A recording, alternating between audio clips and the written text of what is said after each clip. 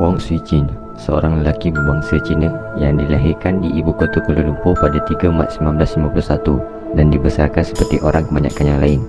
Sui Chin atau dengan nama glamournya Botak Chin mempunyai bilangan adik-beradik yang ramai, iaitu seramai 10 orang, dan hal ini memaksanya menamatkan persekolahan pada usia 15 tahun demi membantu keluarganya mencari rezeki.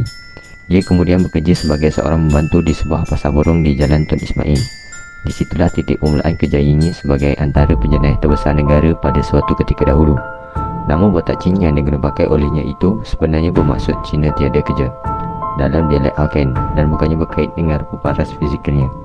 Dia juga dikenali dengan gelaran Robin Hood moden semasa puncak kejayaannya kerana sikapnya suka membantu orang miskin. Berdasarkan rekod, Sui Chin atau Botak Chin ini pada mulanya menyertai kumpulan gangsterisme 360 semasa dia bekerja di sebuah pasar burung di Jalan Tun Ismail pada sekitar tahun 1967. Dari situ dia bersama-sama dengan 3 orang rakannya telah melaksanakan sebuah rompakan bersenjata mereka yang pertama pada tahun 1969, iaitu pada usia Botak Chin yang begitu muda semasa dia baru sahaja berusia 18 tahun. Botak Chin seterusnya menubuhkan geng kongsi gelapnya sendiri bersama-sama dengan 3 orang rakannya, iaitu Eng Cheng Wong, Beh Kok Chin dan Teh Bo Lei. Mereka ini sangat agresif kerana pada bulan September tahun 1969 saja mereka telah melakukan 8 rompakan bersenjata. Ini seterusnya menyebabkan Botak Chin dipenjara 7 tahun atas pertuduhan kesemua rompakan yang dilakukannya pada bulan tersebut. Dia yang dibebaskan dari penjara 5 tahun kemudian telah menjalankan perniagaan menjual sayur-sayuran di pasar awam dalam usahanya untuk berubah kembali menjadi orang biasa. Namun hasil yang diterimanya daripada perniagaan tersebut tidak lumayan dan dianggapnya tidak berguna, dan itu menjurus kepada Botak Chin melibatkan diri dalam jenayah semula. Botak Chin kemudian kembali bergabung bersama rakan-rakannya. Negara Thailand menjadi destinasi mereka bagi mendapatkan bekalan senjata api dan peluru untuk mereka kembali ke lembah jenayah.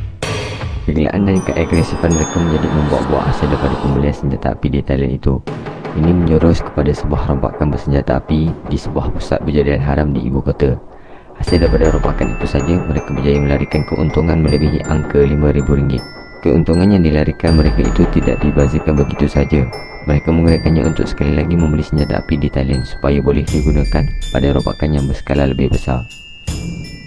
Pada sekitar pertengahan tahun 1975, mereka telah melakukan beberapa siri rompakan seperti yang berlaku di sebuah bank di Jalan Imbi di ibu negara. Hasil daripada rompakan tersebut, mereka berjaya melarikan wang hampir RM100,000. Namun begitu, aktiviti jenayah mereka tidak terhenti di situ.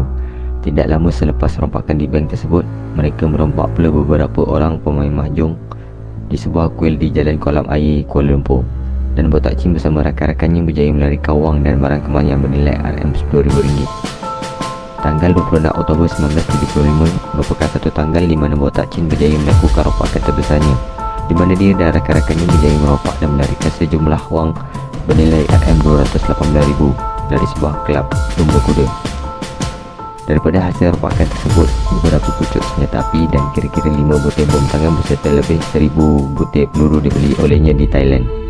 Botak Chin yang terkenal dengan sifatnya agresif telah menembak mati ketua geng 5 jari gunung, Tua Poilet, dan rakannya sendiri, Eng Cheng Wong atau juga dikenali sebagai Ah Wong, pada tahun yang sama di sebuah kawasan lombong tinggal di Jinjang, Kuala Lumpur. Selepas mendapati kedudukannya sebagai ketua kumpulan seakan dicapai oleh kedua individu tersebut, pada tahun berikutnya Botak Chin mula merekrut ahli baru untuk masuk ke kumpulannya. Dia bersama kumpulannya kemudian melakukan 3 siri rompakan dan berjaya melarikan wang sebanyak kira-kira RM400,000. Dalam 3 siri rompakan tersebut, polis berjaya menembak mati 7 orang ahli kumpulannya dan berjaya merampas 15 pucuk senjata bersama beberapa bom tangan. Botak Chin menyedari dia semakin kuat diburu oleh polis, lebih-lebih lagi selepas sebuah pasukan khas polis ditubuhkan hanya untuk menangkapnya. Dia telah membuat keputusan untuk membunuh pegawai kanan polis DSP Kuala Sigap yang mengetuai pasukan khas tersebut.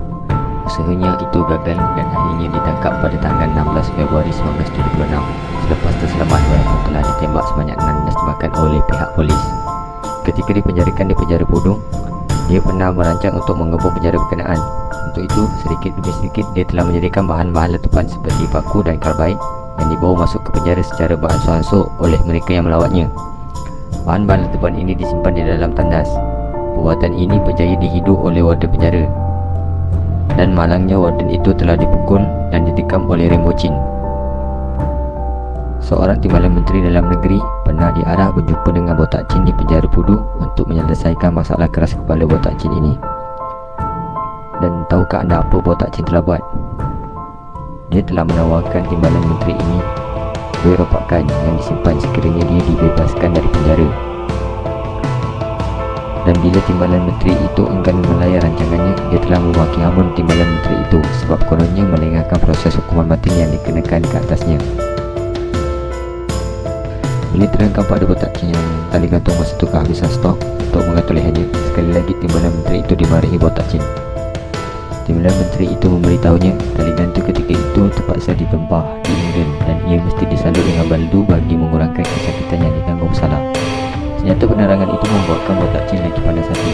Botak Chin terus bertanya, mana lu tahu sakitkah tak sakitkah? Yang sudah mati kena gantung ada cakap sama lu? Untuk itu Botak Chin mencadangkan wayar untuk menggantung dirinya sebagai langkah alternatif. Timbalan menteri yang dimaksudkan ialah bekas Menteri Besar Kedah dan Sri Sanusi Unit. Sanusi pernah menulis pengalamannya dengan Botak Chin di dalam blog pribadinya. Tapi tak ramai yang tahu ada seorang lelaki yang telah diberi tanggungjawab untuk menganalisa penjenayah paling berbahaya ini ketika suspek berjaya diberkas pihak polis dalam satu operasi khas. Orangnya tidak lain dan tidak bukan ialah pengarah Hospital Bahagia Tanjung Rambutan pada ketika itu, Tan Sri Dr. Mahadevan. Dr. Mahadevan adalah salah satu nama besar dalam bidang psikiatri di negara kita.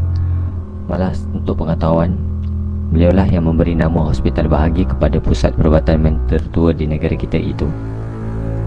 Berbalik pada kisah Botak Chin, antara cabaran awal Dr. Mahadevan adalah memastikan keselamatan petugas perubatan hospital itu.